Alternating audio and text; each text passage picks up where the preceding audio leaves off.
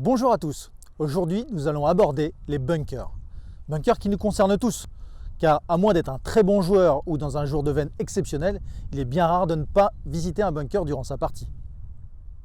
Alors les bunkers, cette trappe de sable qui originellement était le lieu de refuge des moutons dans les dunes où furent établis les premiers parcours en Écosse, est avant tout un choix esthétique ou stratégique pour l'architecte, également un lieu chronophage pour l'équipe d'entretien, mais surtout un obstacle pour vous les joueurs.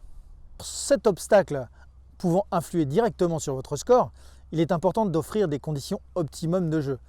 Alors les conditions optimum pour un bunker, c'est une certaine fermeté afin que la balle ne puisse pas trop s'enfoncer, ce qu'on appelle le plug, mais surtout une planimétrie assez homogène afin de faciliter le jeu.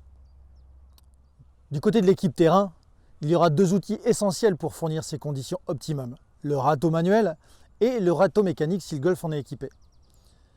L'équipe terrain l'utilisera le plus souvent possible en fonction de ses moyens humains, afin bien sûr de préparer ses conditions pour le jeu, mais aussi de bouger le sable afin que les mauvaises herbes adventices n'aient pas le temps de pousser.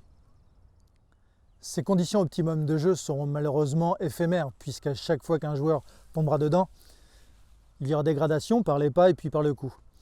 Nous vous demanderons donc de ratisser. Malheureusement, ce n'est pas toujours le cas.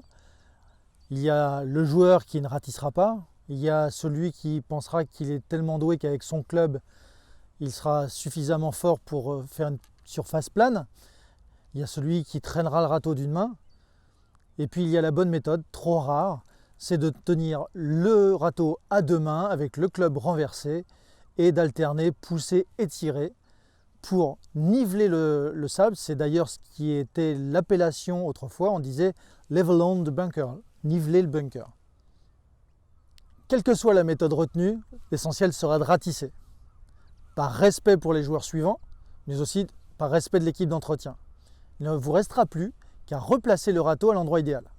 Mais quel est cet endroit idéal? C'est une question souvent demandée. La règle, c'est qu'il n'y a pas de règle.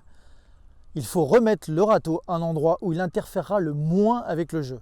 Ni devant, ni dans une pente, car dans le premier cas, il pourrait empêcher la balle d'aller dans le bunker, ou dans la pente, il retiendra la balle, et en retirant le râteau, il y aura mouvement de la balle. Donc cela sera sur le côté, en arrière, ou sur le plat dans le milieu, comme on peut le voir de temps en temps à Saint-Andrews. Et là, il y aura moins de risques possibles d'interférence avec le jeu. Avec tout ceci, il ne vous reste plus qu'à être un bon ratisseur. À vous de jouer.